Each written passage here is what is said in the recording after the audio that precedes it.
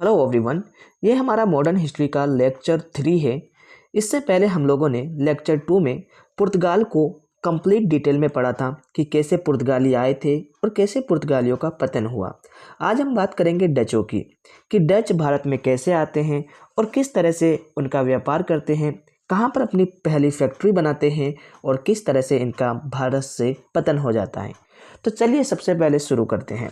सबसे पहले बात करते हैं डच। डच किसे कहते हैं? डच जो हुआ करते थे वो हॉलैंड, जो कि अभी नीदरलैंड के नाम से जाना जाता है, के निवासी हुआ करते थे। डच जो है हॉलैंड, जो कि अभी नीदरलैंड है, उनके निवासी हुआ करते थे। अक्टूबर 2019 तक नीदरलैंड को हॉलैंड के नाम से ही जाना जाता था, लेकिन अक्टूबर 2019 के बाद नीदरलैंड को हॉलैंड का नाम बदलकर नीदरलैंड कर दिया गया।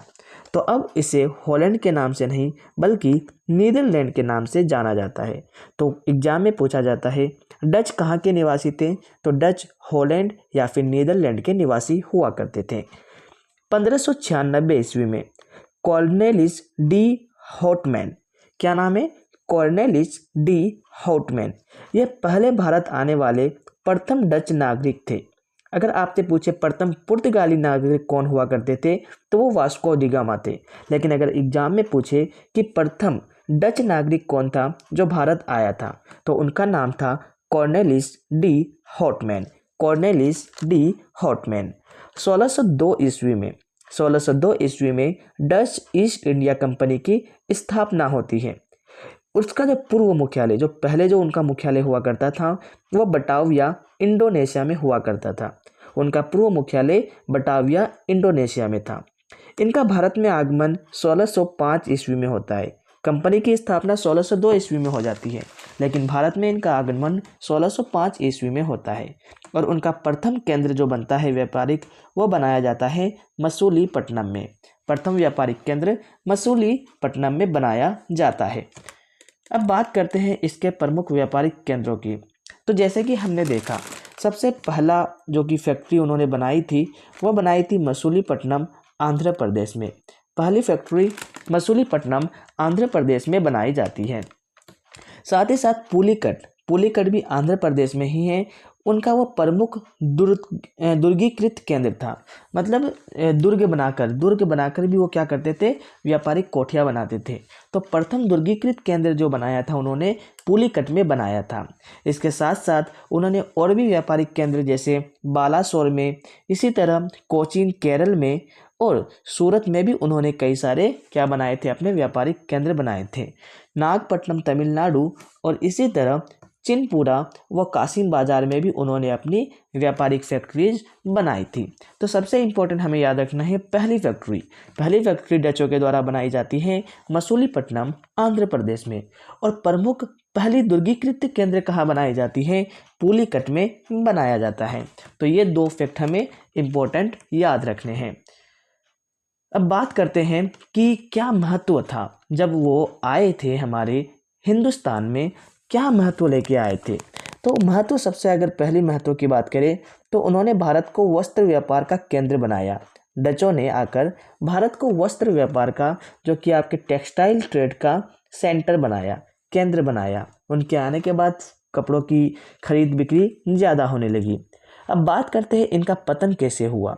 इनके पतन होने के पीछे लड़ाई होती है अंग्रेजों के बीच और डचों के बीच, जिसे हम बेदरा के युद्ध के नाम से जाना जाता है या फिर कर्नाटक का युद्ध कहते हैं। ये लड़ाई होती है 1759 ईस्वी में। बेदरा का युद्ध या फिर कर्नाटक का युद्ध 1759 ईस्वी में होता है।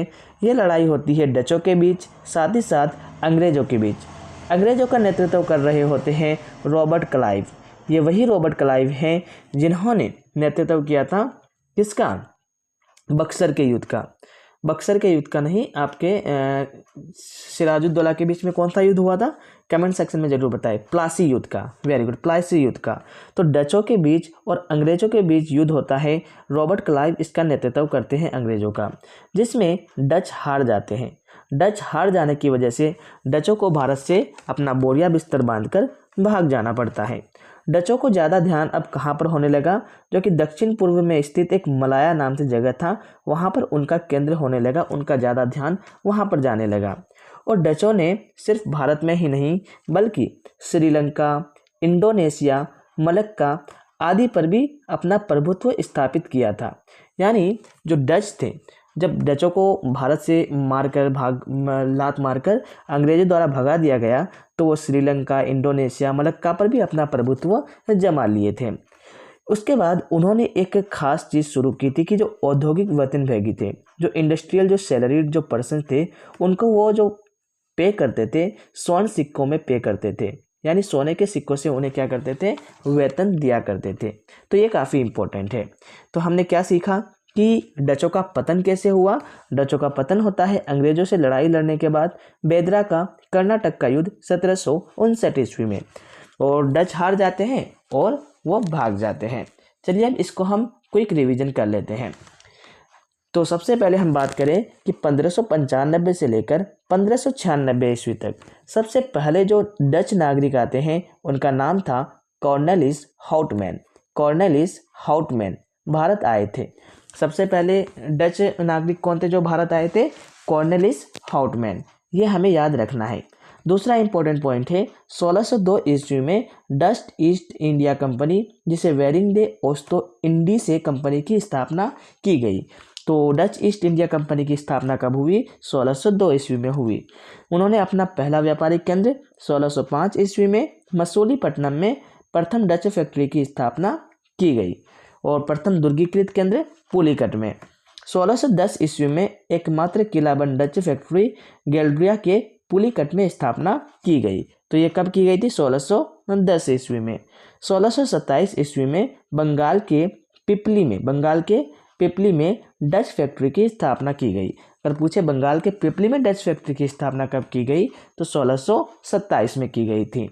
1664 ईस्वी में औरंगजेब ने बंगाल, बिहार और ओडिशा 1664 में औरंगजेब ने बंगाल, बिहार और ओडिशा में डचों को व्यापारिक अधिकार दे दिया। यानी उनको यह अधिकार दे दिया कि आप बंगाल, बिहार और ओडिशा में क्या कर सकते हैं? व्यापार कर सकते हैं। 1759 ईस्वी में जब उनका पतन हो जाता है, 1759 ईस्वी में बेदरा के युद्ध में अंग्रेजों से डचों की क्या हो जाती है? पराजय हो जाती है और उनका पतन हो जाता है। इस तरह से डच भारत से गायब हो जाते हैं। तो ये आज हमने सीखा कि किस तरह से डच भारत में आए और किस तरह से इनका पतन हो गया और क्या महत्व वो भारत को देकर गए, भारत को टेक्सटाइल ट्रेड का केंद्र बनाकर गए। तो अगले वीडियो में हम देखेंगे अंग्रेजों के बारे में, फ्रांसीसियों के बारे में और डेनिश के बारे में। तब तक के लिए इतना ही। Thank you very much. Take care and bye bye.